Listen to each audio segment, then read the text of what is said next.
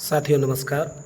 मनोविज्ञान की पाठशाला के अंतर्गत चैप्टर नंबर 3 सिद्धांत एवं प्रतिपादक, उनके प्रतिपादक, इसके अंतर्गत हम देख रहे हैं कि पहला जो सिद्धांत है हमारा वो है संरचनावाद। संरचनावाद संप्रदाय के जो जनक हैं वो मूल रूप से जो संरचनावाद की जो स्थापना को जो की गई थी वो विलियम वुंट के द्वारा की गई थी।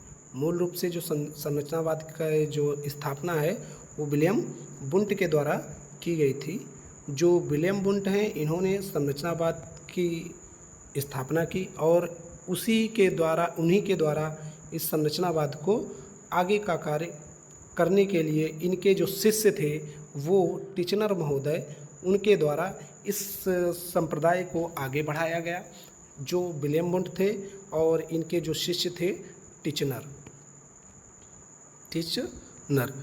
महोदय के द्वारा इस संप्रदाय को आगे बढ़ाने का जो कार्य है वो टिचनर महोदय के द्वारा किया गया। विलियम वुंट जो थे, विलियम वुंट ने सर्वप्रथम अपनी मनोविज्ञान प्रयोगशाला जो है जर्मनी के लिपजिंग शहर में जो की हुई थी। विलियम वुंट के द्वारा क्या किया गया था, जर्मनी के लिपजिंग शहर में प्रथम मनोविज्ञान 1879 में प्रथम मनोविज्ञान प्रयोगशाला, कब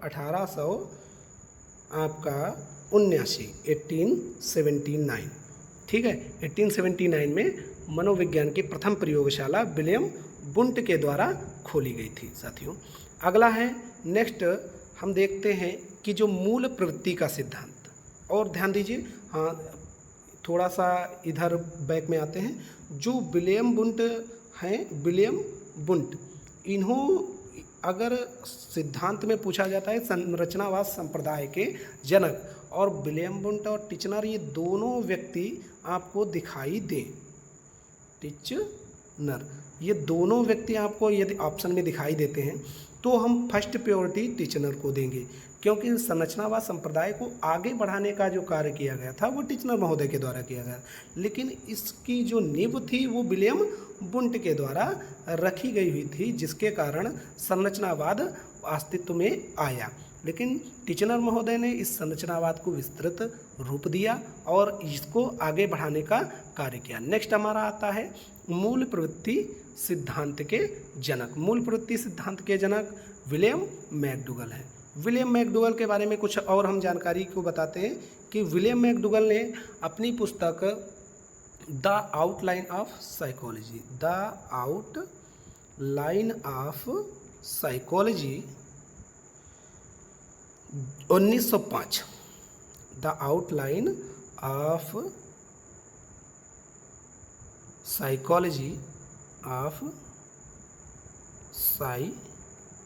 के अंतर्गत इन्होंने ये इस पुस्तक का संकलन 1905 ईस्वी में किया गया था। ये इस पुस्तक में इन्होंने सर्वप्रथम व्यवहार शब्द को परिभाषित किया था, कि मतलब व्यवहार शब्द जो देखने को मिलता है वो सबसे पहले इनकी जो पुस्तक है तो आउटलाइन ऑफ साइकोलॉजी, उसमें व्यवहार शब्द सर्वप्रथम जो देखा गया था वो विलियम मैकडूगल की पुस्तक द आउटलाइन ऑफ साइकोलॉजी में देखा गया था। ठीक है, मैकडूगल के द्वारा हमें मूल प्रवृत्ति के सिद्धांत के रूप में देखते हैं। इन्होंने संवेग का सिद्धांत भी दिया है, इन्होंने आहार्मिक सिद्धांत। संवेग के सिद्धांत में इन्होंने 14 प्रकार के व्यक्ति में संवेग बताए हैं, ठीक है, जिसमें इन्होंने भय, क्रोध और प्रेम, इन 3 संवेगों को सबसे महत्वपूर्ण माना है। किसने? मैकडूगल ने भय नामक संवेग को सबसे महत्वपूर्ण माना है। वाटसन कहते हैं कि जो संवेग हैं वे 3 संवेग महत्वपूर्ण हैं, भय, क्रोध और प्रेम। मैकडूगल ने सबसे महत्वपूर्ण संवेग भय को माना है, ठीक है। मैकडूगल के द्वारा कौन से संवेग को माना गया है? भय। भय संवेग जो होता है उसका जो मूल प्रवृत्ति होती है वो आपकी होती है पलायन। भय का मूल प्रवृत्ति क्या होगा? पलायन। अच्छा, संवेग और मूल प्रवृत्ति में जो अंतर होता है, संवेग जो होते हैं वे व्यक्ति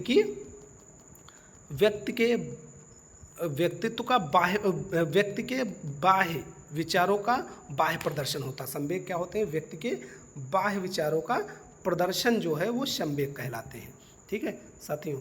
अब मूल प्रवृत्ति क्या है? जो भी संवेग दिखाया गया है वह उसका क्रियात्मक रूप, जैसे हम कह सकते हैं कि व्यक्ति में 3 चीज़ें होती हैं। एक होता है एक आपके होती है भावना, भावना, एक होता है संवेग, एक होता है आपका मूल प्रवृत्ति, मूल प्रवृत्ति। अब देखिए कि हमारी भावना क्या है। भावना किसी व्यक्ति के द्वारा दूसरे व्यक्ति के द्वारा नहीं पहचानी जा सकती है, ठीक है, या उसी व्यक्ति को निर्धारित, उसी व्यक्ति को पता होता है जिसके अंदर अंदर उस विचार को लाया गया है। भावना क्या है, व्यक्ति का वह आंतरिक विचार जो व्यक्ति के अंदर ही मानसिक स्थितियों के द्वारा उत्पन्न होता है। अब उस भावना के द्वारा ही जब हमारी भावना जो है हमारे बाह्य स्वरूप पर निर्धारित होती है, जैसे किसी व्यक्ति को क्रोध आया और वह क्रोध से उसकी आंखें लाल हो गई, चेहरा लाल हो गया, ये सारी चीज़ें हमको जब बाहर से दिखाई पड़ने लगता है तो वो उसका क्या होता है, संवेग होता है। अब उस चेहरे के लालपन और काफ़ी होने के बाद में वह व्यक्ति क्या होता है, उस संवेग का क्रियात्मक रूप धारण करता है, या तो वो मारने लगेगा अथवा स्वयं को नुकसान पहुंचा लेगा। इस आधार पे हम भावना, संवेग और मूल प्रवृत्ति को निर्धारित करते हैं। साथियों, अगला हमारा है हार्मिक सिद्धांत, जो हमारे विलियम मैकडूगल के द्वारा दिया गया हुआ है। अगला हमारा है पुनर्वलन का सिद्धांत। पुनर्वलन का जो सिद्धांत है वो हमारे किसके द्वारा दिया गया है, सीएल हल के द्वारा दिया गया है, पुनर्बलन का सिद्धांत।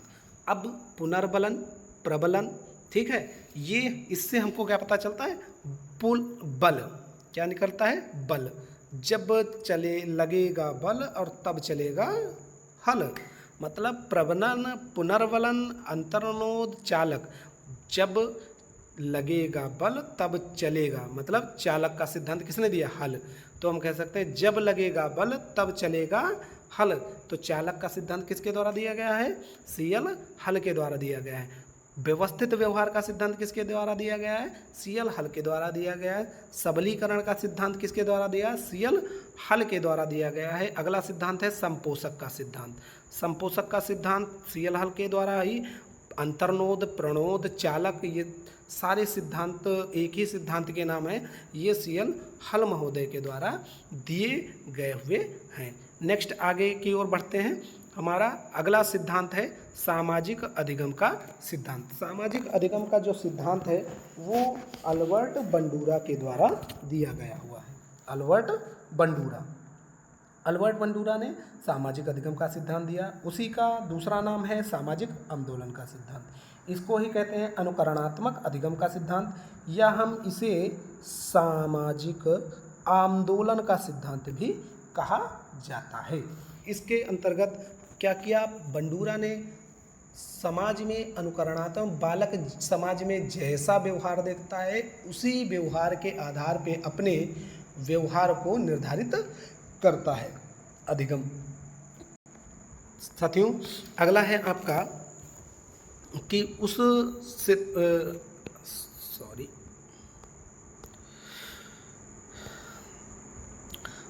साथियों अधिक सामाजिक बेबी डॉल, हाँ आते हैं बेबी डॉल। इन्होंने जो प्रयोग किया था वो बेबी डॉल पे प्रयोग किया था, जो काफ़ी चर्चित रहा है। इसके बाद में इन्होंने बच्चों को फिल्म दिखाई, बच्चों को सर्कस दिखाया, बच्चों को एक पार्क में ले गए, और पार्क में जो सिद्धांत था बेबी डॉल का सिद्धांत, यह पार्क से संबंधित था। इसमें इन्होंने क्या किया था, एक बेबी डॉल को पार्क के गेट पे डाल दिया था। उस बेबी डॉल को और बच्चों को उस गेट के माध्यम से अंदर पार्क के अंदर इंटर कराया गया। अब क्या है कि बच्चे उस गेट से इंटर करते हुए कुछ बच्चों ने क्या किया, उस बेबी डॉल को पैर मार दिया और साइड कर दिया। कुछ बच्चों ने उस बेबी डॉल को उठा करके किनारे रख दिया। कुछ बच्चों ने क्या किया, उस बेबी डॉल को झाड़ा पोछा और क्या किया, अपने साथ में ले गए, जिससे उन्होंने निर्धारित किया कि बच्चा जैसे समाज से होगा वो वैसा ही अनुकरण करेगा और उसका व्यवहार में वही अनुकरणात्मक व्यवहार जो है उसके व्यवहार में प्रदर्शित होगा। इसी के आधार पे इन्होंने इसे अनुकरणात्मक अधिगम का सिद्धांत बताया है, और उसी से बालक का सामाजिक अधिगम भी होता है। साथियों, अगला सिद्धांत देखते हैं व्यवहारवाद के जनक।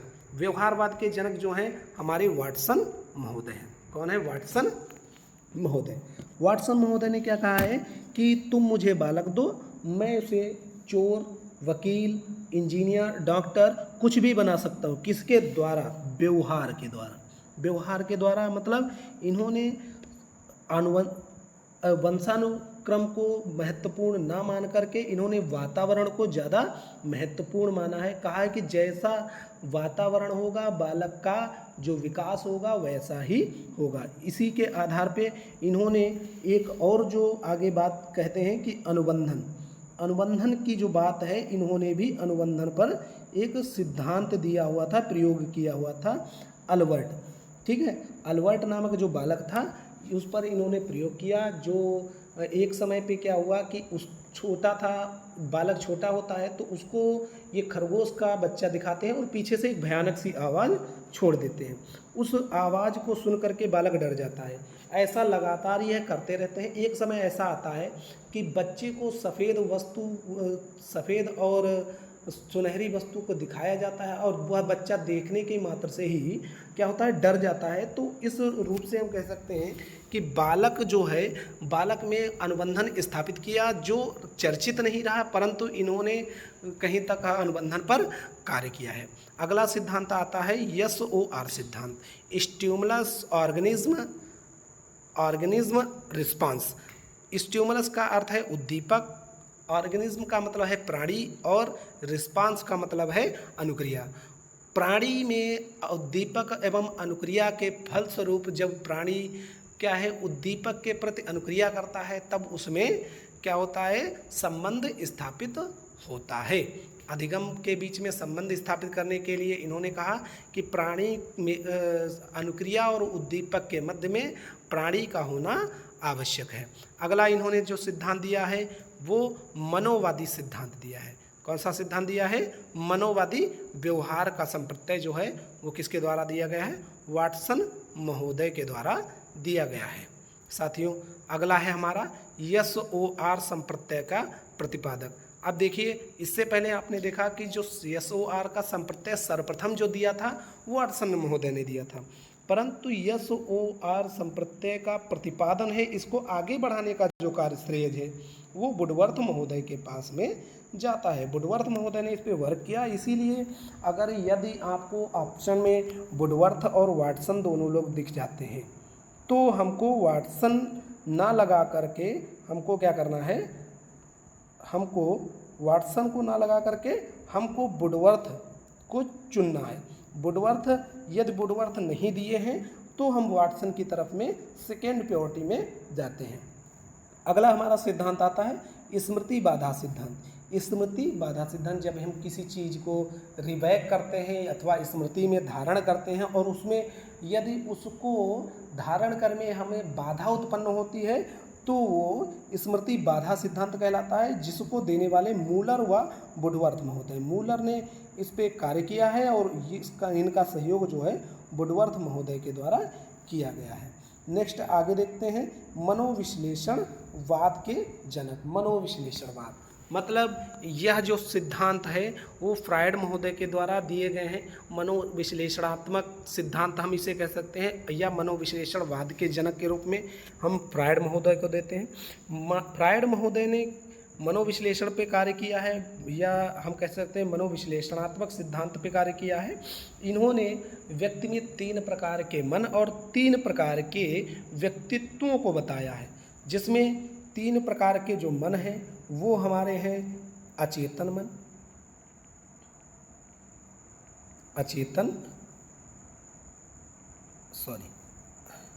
अचेतन लिखने में समस्या आती है क्योंकि फ़ोन हमारा है। अचेतन मन, फिर है अर्धचेतन,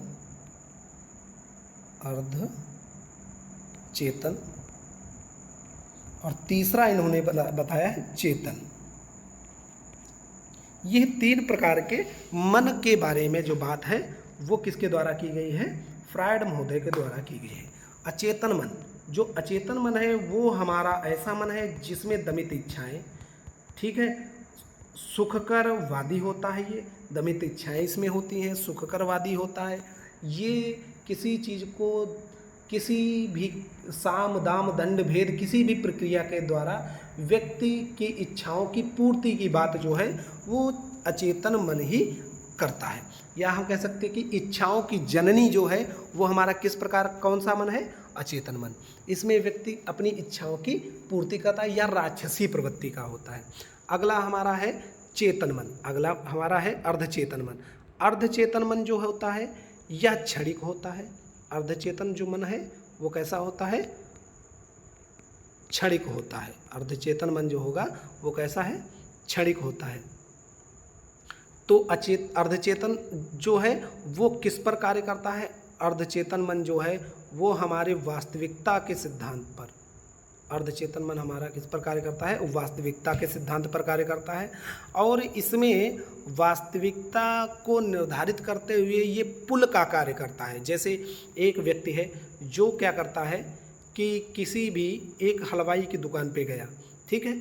अब हलवाई की दुकान पे हमारे क्या है कि रसगुल्ले रखे हुए हैं। वो बालक जैसे हलवाई की दुकान पे गया और ये रसगुल्ले रखे हुए हैं। अब इन रसगुल्लों को वो खाना चाहता है, परंतु उसके पास में पर्याप्त पैसे नहीं हैं जिसके कारण वह उन रसगुल्लों को खा सके। अब बच्चा क्या करता है कि उसको पाने के लिए वहाँ पे खड़ा हुआ है और सोच रहा है। सोच क्या रहा है और होता क्या है कि अचानक से जो हलवाई होता है वो अपनी दुकान के अंदर चला जाता है और बालक क्या करता है उस रसगुल्ले के ऊपर हाथ रखा और पहुंचा दिया। अब हाथ रख करके पहुंचाया है, अब उसके मन में तुरंत, देखिए 3 मन मैंने बताए थे। एक आपका था अचेतन मन, ठीक है, अचेतन मन, और एक था अर्धचेतन मन, ठीक है। अर्धचेतन क्या कहता है कि अब अचेतन मन ने क्या कहा कि भाई उठा लो, और अर्धचेतन मन क्या कहता है कि वो वास्तविकता की पहचान करा रहा है कि बच्चा आपके पास में पैसे नहीं हैं, आप रसगुल्ले के ऊपर हाथ रखे हुए हो। बच्चा क्या है, रसगुल्ले के ऊपर हाथ रखा हुआ है और वो सोच रहा है कि यदि अगर मैं इस रसगुल्ले को उठा लेता हूँ तब तो मुझे रसगुल्ला खाने को मिल जाएगा, पैसे नहीं देने पड़ेंगे, जब तक क्या है हलवाई बाहर दुकान के नहीं आ जाता है, ठीक है।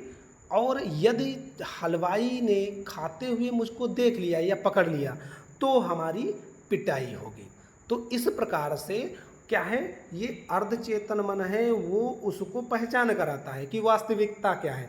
यदि बच्चा कहता है कि पिटाई होगी देखी जाएगी, परंतु मुझको क्या है रसगुल्ला तो खाने को मिलेगा, तो मतलब बालक का अचेतन मन को प्राप्त हो गया।